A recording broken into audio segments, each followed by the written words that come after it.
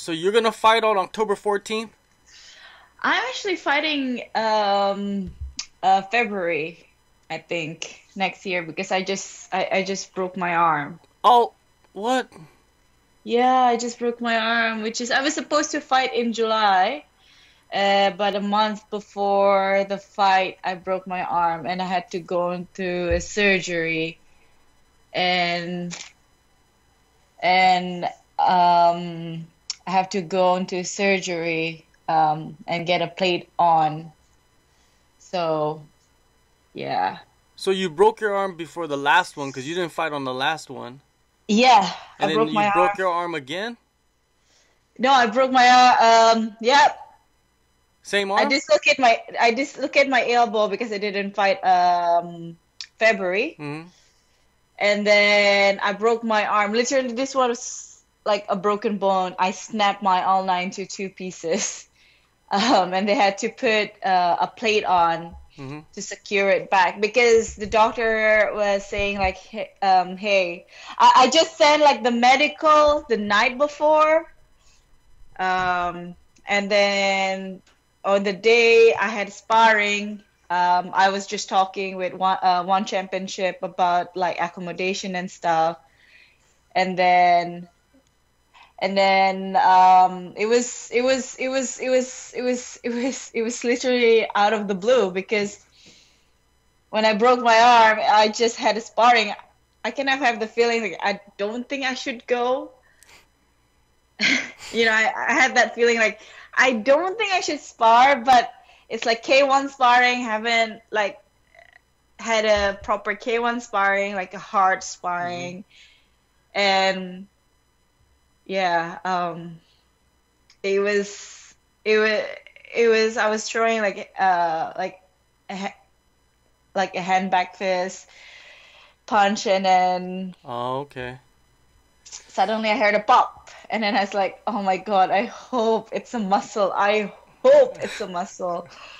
Apparently, it's a bone. I took off my glove immediately. I ice it, and then I tape it Hmm. because I don't have a splint there, so I tape it, and I was just like praying all night. All I can think is it's a muscle, so I can fight. I can fight. Like my weight is on point. I just got back from Evolve from training.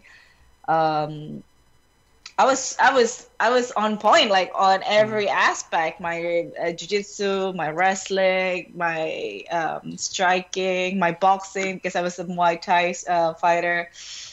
So it was devastating. I went and the next like really in the morning I couldn't sleep. Like as soon as the hospital opened, I registered myself to see a specialist, and then had an X-ray. The doctor called me in, and literally doctor was like, I have a bad news. And at that moment I was just flowing tears, like Hmm. tears just running through my face, and I was just like, oh my God. Oh my God. I couldn't really imagine like anything worse than that. I feel like this is my biggest moment. It got snatched away, and the doctor said like, "Oh, we need to have an operation like as soon as possible." So I have to undergo surgery right away. It was like the worst moment. I think the nurse was like, and then you kind of laugh it out, like, "Oh my God, I'm such clumsy," and then you try to like, "Oh God, like there you go, one more," like this because my last fight was in November, was a K1 in China in November, and I was like off for almost like 6 months. Hmm. So I was like, oh my God, well, there you go. The doctor said like, oh, you can kind of get into it again after 3 months of surgery, but we need to like see how is your arm. But they changed again. The doctor said like, oh, it's actually a year. And I'm like, so which one is it, the real one? Because my friends say it's like it could be in 3 to 6 months, and then now the doctor says 1 year, and I'm like, I'm losing my mind, and I'm trying to keep my cool down, and my friends were there, we were laughing, they were like trying to making jokes and lift up my spirits. But I know because I went there with my own decision. I trained to Indonesia with my own decision. Mm-hmm. Like everyone was against it. Everybody. Like, and I told myself like, hey, you've been doing this. Like everyone been against you doing MMA. Like they say like you're really good at K1. Why are you going to MMA? Like just continue doing K1 in China, do Kunlun. And then everyone was against it, and I was like, it's the same. I'm moving back to Indonesia, even though my coach was against it. Like, why don't you move somewhere else instead of Indonesia? And I felt like, oh, I have like a teammate there, like a pro team where I can join. I never had that before in China, because in China I was literally like babied. I had my coach, I have my striking coach, I have a lot of Muay Thai coach, I have my conditioning coach, I have my jiu-jitsu coach, I have two jiu-jitsu coach, I have a lot of Muay Thai crew, I have one striking coach, and we are all like family. The owner of the gym literally think of me like a daughter. So I was just like this precious little girl that everyone like, oh, like a glass doll, really. So I was never exposed to I have to grow up, I have to do this by myself. Like I do have like the power and the will. That's how I got here. But then during that time I was babied by everybody, because they were like, oh, she's a girl. Oh, she's alone here. So they think, and then I'm the youngest, so obviously they all like babied me. Like, what do you need? They're literally like holding my hands, like, oh, you just need to do this, and then I'll do it. But in Indonesia, it wasn't the case. I moved there with my own choice, because I want to try to reconnect with my parents, which is still failed miserably. And then I thought I found a good team with a good coach, but apparently the coach have to leave for his because he's also fighting, so he had to leave the team. So it's a bit like long distance coaching. So it's the fighter have to look up at each other, but they've been training for 10 odd years, so they're good. Like, and I'm there, I feel like, oh man, I'm coachless. Even like the owner of the gym in China, he was like, hey, why don't I fly you back to China here, come back to us? But I'm so stubborn that I was like, no, I always want to see what is the finish line. I always want to see till the end. I choose this as my home. I want, like, whatever it is, I want to see till the end. I guess it's sometimes people call me naive for doing that. And then I also, like, there's a few days of holiday in Indonesia, so I fly to Evolve and train there with the fight team, and it was wonderful. It was amazing. But then I have to go back to Indonesia. It was literally a few days after coming back from Evolve that I broke my arm and had surgery. My friends tried to cheer me up, but then it wasn't as bad as you think. Like, oh, it's okay. I tried to make it like that, but then after the surgery, as I was like pushed into a surgery room, and then I was just realizing, oh my God, they're about to put something into my body, and they could take anything out, like my appendix or something, and I can still fight the next day. But it's literally my arm. Like, I couldn't punch, I couldn't fight without it. I won't be able to fight. The doctor won't let me to fight, even though I feel like, oh, I think I can still fight. I was crying during the surgery, like preparing for the surgery. I was like start crying. My tears was like it was so bad. Like I feel like I lost my life there. I lost myself there.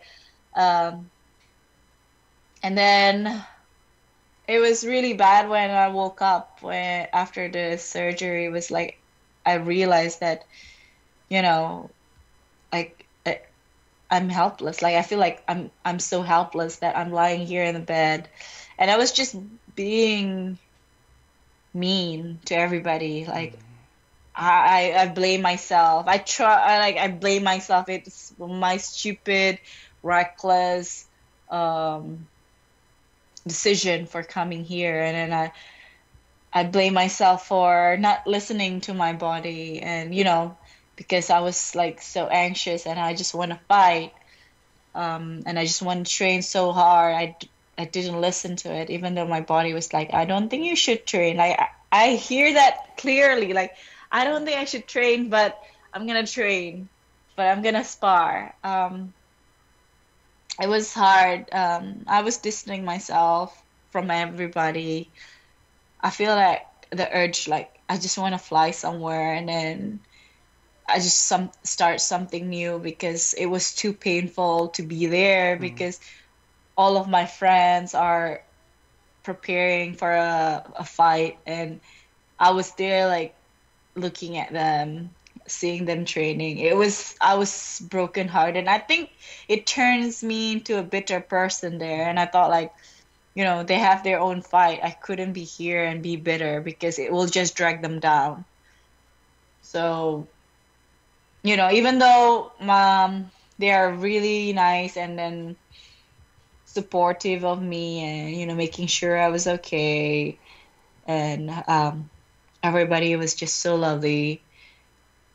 I hit pads 3 days after surgery. 3 days after. Yeah, I guess it was like this whole year since I quit my job, fighting, training is the only thing that I know that I've been doing. I don't have any other life other than that. So when you got an injury, you were just like, what am I gonna do? You kind of go crazy a little bit, right? Yeah, it's like, so what should I do now? Like, I'm a fighter, right? So I should have been training right now, but I couldn't train with my broken arm. And so 3 days after surgery, I was like, I need to train. I need to get back. So I put a sling on. I put one gloves, and I still keep the movement, still kick pads. And I was like, okay, I still got my kicks. I'm like a little bit like unbalanced, but then it's not the same because you lose that purpose. Like I was here for my fight camp and I couldn't fight. And then towards like few weeks into the date where I supposed to fight, I was just becoming like an angrier and a bitter person. But I promised my friend that I'm gonna like see his fight before I leave or make any decision. So I keep my promise. I stay. Even though looking at him training and my other teammates training, it crushes me. And, I try to train, but then you're like, I couldn't do that. And it's for my own good. I'm not supposed to do that. There's so many times I'm thinking like, yeah, I think I can fight with one hand. So I'm like, it's that crazy. And I'm like, it's hard. And then there's also another fighter that helps me a lot. We both get injured. She was injured before her biggest fight, and she gave me a pep talk from Instagram because it's such a small world, the fighting world is. My conditioning coach like knew someone that knew her, and then her friend told her like, hey, there's this fighter that was about to have her debut. It was like her biggest fight in her career in MMA because she just get like into MMA and she got this, but she broke her arm, and she gave me an advice that actually helped me a lot. That it saved me from me. It saved me from me. It's not saving me from anyone, it's saving from me destroying myself. Because, from bitterness, from unhappiness, just from I can't shake it off. I can't let it go. It was just like there, and then it sticks from like day and night. I had like my like morning mantra on the mirror, and I have to wipe it off because I don't have that fight anymore. I have the dates written on the mirror, so whenever I look at myself, I see that dates. I don't have it anymore. I lost myself somewhere, and then I think that day I was telling myself, thanks to Ramona, thanks to her, she told me that like win day by day. That's our fight right now. Thanks to her, she told me like win day by day. Like this is our fight now. It was hard to. I mean, I'm still like I'm still like there's goosebumps like thinking about that from that point to now that I'm gonna compete next month for the first time. It's great. It was amazing, and I was in the end I had to say goodbye to my team. Like it wasn't meant for me. So you went from Indonesia, and then you went to Espada to Hong Kong, and you were training out there? So I travel a lot, and I train it seems a lot. like it.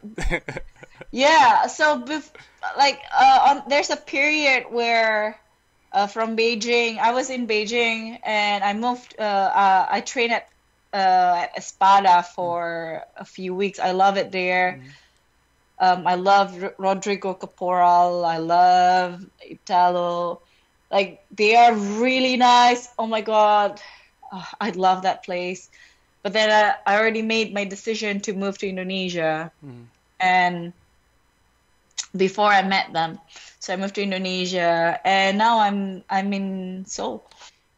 It was a nervous journey. It was mentally tough, to push me going when you got injured, like that day where you have to tell yourself like you gotta wake up, I gotta roll out of bed, and you need to have that moods where it have to be a good. I'm a person that I have to be in a good mood to train. So whatever it is, I have to tell myself you need to be happy, and what you're doing is making you happy. So it helps me a lot by being happy day by day. And then it was literally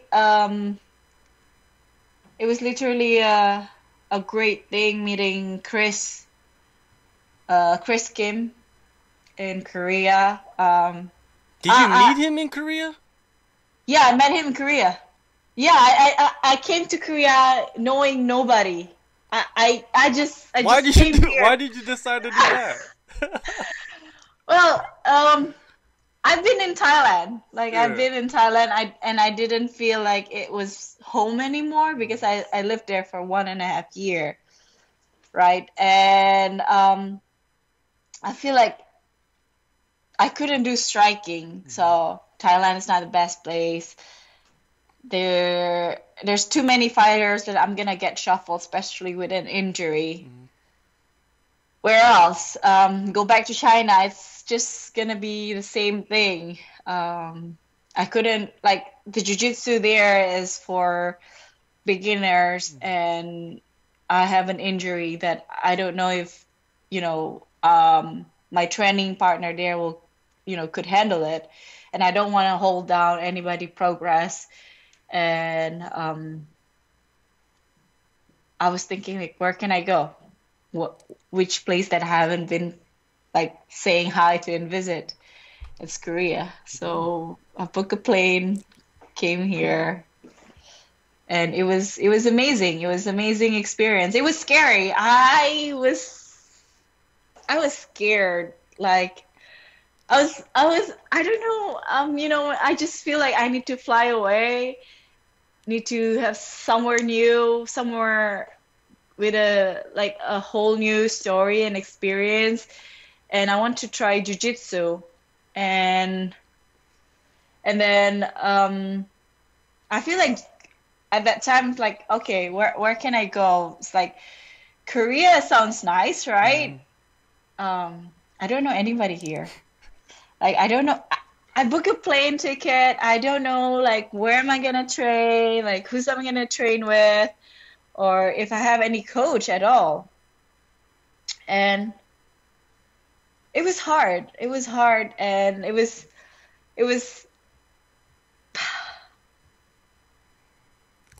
I had to train alone for a while. I was like just train conditioning, CrossFit, and I told the coach like I have a broken arm and I couldn't train hard, and they modified it for me, especially. So whenever I joined the class, um, they just make it easier for me. Like, oh, this is the easier version for you because you have a broken arm. And the coach always said, oh, she got a broken arm, so she's doing it the easy version, so you guys don't like copy her. But I always keep pushing myself, I keep telling myself, you need to be in a really good shape and like fight fit. So when your arm's ready, it won't be hard for you just to get in there. I keep telling myself that. So when the doctors say like, yes, you can fight, I will just get back there right away. So that what motivates me. And I don't know anybody to train, like which gym should I like try gym per gym? Like that's how I got like in China, like trying one gym from another gym until I found my coach Harry. And then in here I was thinking like, should I do that? But I couldn't really speak Korean because before in China I could speak Chinese, I could speak Mandarin because I was a journalist there beforehand. And it was scary. Like I don't know what to do until my friend told me like, hey, there's Kris Kim. Like he's really good. He's a black belt from Atos, and like he's a good coach. And I talked to him, and then Chris was saying like, hey, let's meet up, like not at the gym, but at a coffee shop. Like I guess he wants to see like how I am, like if I could, like if I'm teachable, because I don't, by moving home, it's kind of like living like, oh, why is she moving home? Like, why is she moving home, Jim? Like, it's lonely. Like moving home to home, it's lonely. It's never a good experience. It's never a good experience really for a fighter record. So I met him, and he was like, yeah. So here it goes. We had a good chat. Like I was actually crying in front of him, and I was like, and we were in like a very, in Korea it's Sunday afternoon, and it was very jam packed, and everyone was looking at us, and I'm like, and he had to give me a tissue, and like, yeah, it was so touching. It was so touching. And the next day, it was like, why don't you come and train tomorrow? And I'm like, seriously? So I'm accepted? I was like, oh, okay. So it was like it was supposed to be like a month trial, like how if we bond well. And he has been amazing. I used to hate jiu-jitsu. It's not my forte. I love MMA because, everything kind of amazing. It's like a chess. But jiu-jitsu, I'm a very slow learner. But with him, jiu-jitsu is becoming like one of my favorite now. It's like in top. Because, well, before I couldn't strike. And then slowly, bit by bit, I could start striking. I mean, I can start throwing both punches.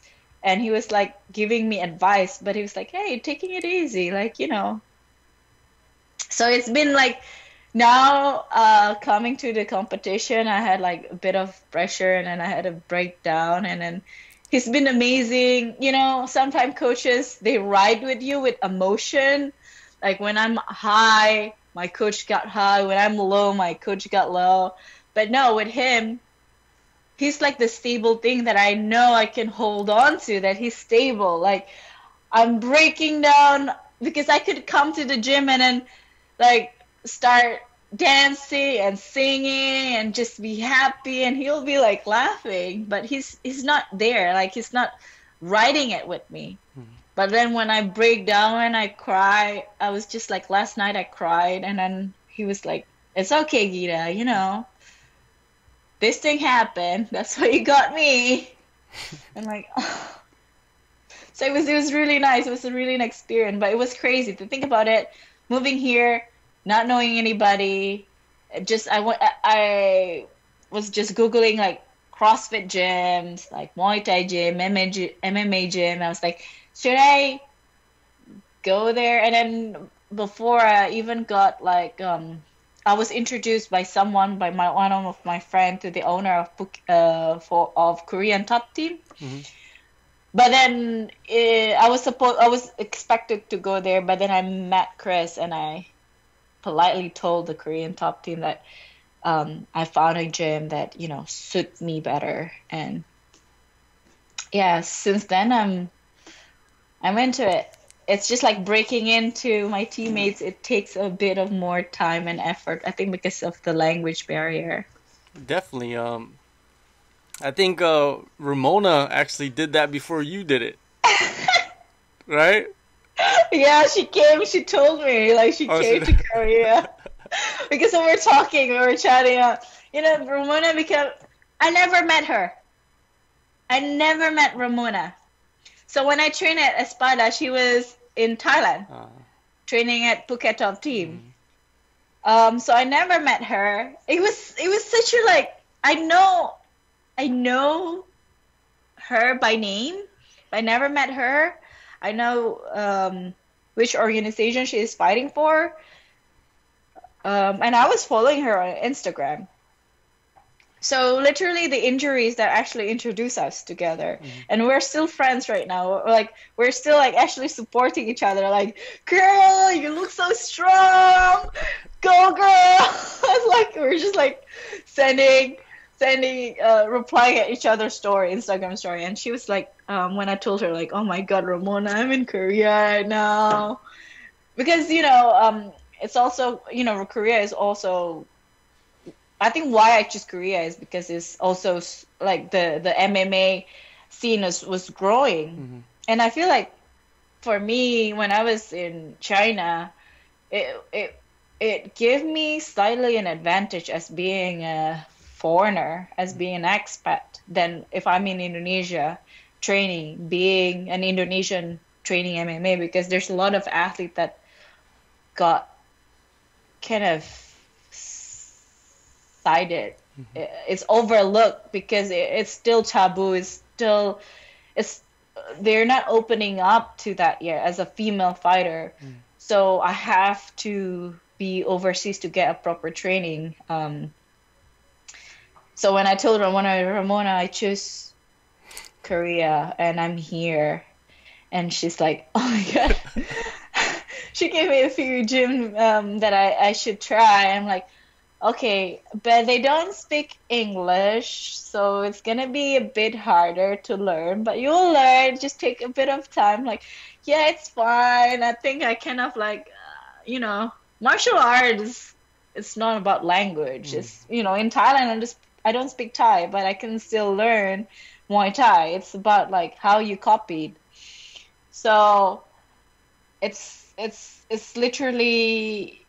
It was a learning experience for me. Like, I don't have anybody to talk to. I don't have friends that I can say like, hey, let's go out on the weekend. Like, no, making friends is hard here, especially at my gym. Are you at Team Posse? Yes, I'm at Team Posse with Kris Kim. There's a lot of killers in there. A lot of good fighters. Yes, I can tell you that. And Kris is a very good coach. I've actually taken a few classes from Kris, jiu-jitsu Yeah, classes, so I know exactly how he is, and yeah, I he's know. good. He is. He's amazing. I was, I guess I still have my lucky star looking up, like Exactly. Well, my at hopes. least you can talk with Chris, and Chris is someone that knows he knows English. He knows how to relate to you. He can Yeah. talk to you in a way Oh where my other people God. that don't speak English cannot talk to you. You know what I mean? Like, Yeah, it's very important. exactly. Yeah, exactly. It was literally when I met Chris, we just clicked like, oh, okay. I've been like, because I think I have been moving gym to gym from Thailand to China, China to Hong Kong, Hong Kong to Indonesia, and then I even trained in Singapore. Like, I think on like Thailand, China, and Indonesia, all of my coach are quite emotionally attached with me.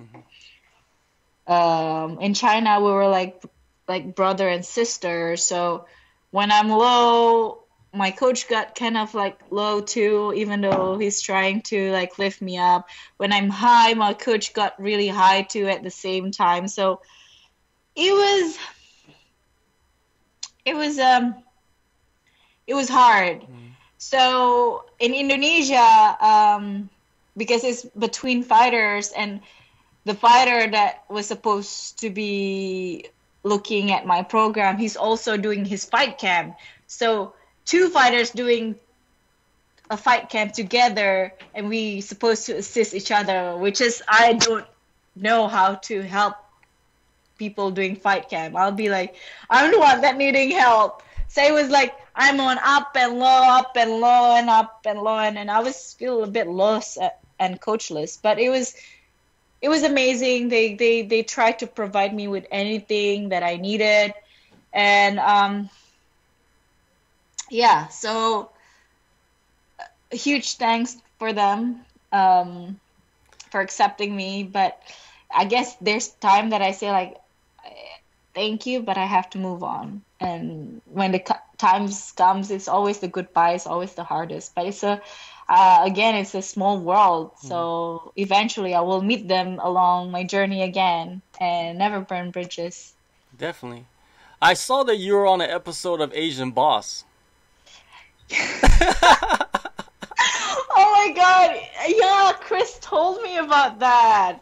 So I came into the gym, and Chris told me like, hey, some video of Asian Bobs pops out and you were there. I'm like, really?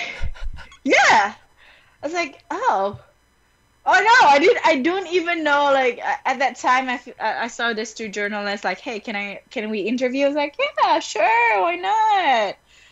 Like, sure, it's just gonna be for a video on YouTube, and I didn't know that Chris gonna watch it. I didn't know you gonna watch it. I thought it was just like for like college kind of, because they didn't give me like the link or anything. Yeah, I was so surprised.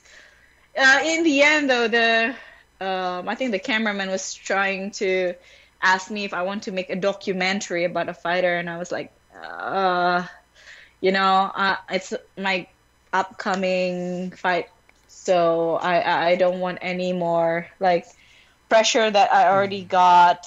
It's enough for me, and I just really need to concentrate on how I perform, how my training. I think it will be. I'll put a lot on me and on my team, Hmm. and we just want to focus right now. Maybe, hey, in the future, why not? But right now, yeah. So on October 14th, you will debut One Warrior Series. I'm not gonna fight on the October 14th. I'm gonna have a competition of jiu-jitsu first. Oh, you're gonna have a jiu-jitsu competition first? Yeah, and Okay. then I will be early next year. Early next year, you will debut on One Warrior Series. So Yeah. you're still looking towards the One Warrior Series then. Yes, I'm still with them. They just told me like, can you please, like, your main job right now is to stay in one piece and be healthy. Definitely, definitely, And it's like, yes, I will. definitely. Okay, um, yeah, so I told them like I'm back. Like to for me to prepare, I'll be ready for early next year show. So, you've been a journalist for a few years, or you were a journalist, Yeah, and but how does it feel to be on the other side now? it's not nice. It's not that nice. Like when you got like when you have your life story out there, I was hoping that like when I got like the attention from media, like um my parents will actually like talk to me again. And when I was covered by the one championship, I sent them the link and they never like say anything. It was just like read, but they don't. When you send something on WhatsApp, you know that they Yeah, read it. yeah. Like they read the message, but they don't reply. So, The green yeah. checks. Yes, Green the green checks. check, it's like always a scary one because you know that they are reading it, they know what you're talking about, but they just don't acknowledge it. Hmm. Um, it was always uh,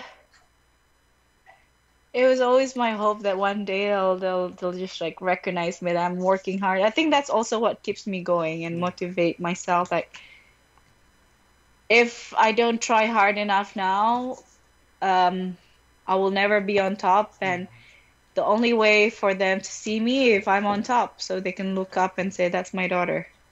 It drives you more than Yeah. ever now, right? Yeah, exactly. I am so hungry more than ever. I like, before I was in, back then when there's a jiu-jitsu competition, I'm like, I'm not that interested. But I just told Chris, like, I want to fight. Like, I got that fighter itch that I need to fight. And Chris was like, okay, there's an upcoming jiu-jitsu competition, and do you want to do it? And I was like, yeah, I want to do it, like, definitely. That's the best. That will be the best. That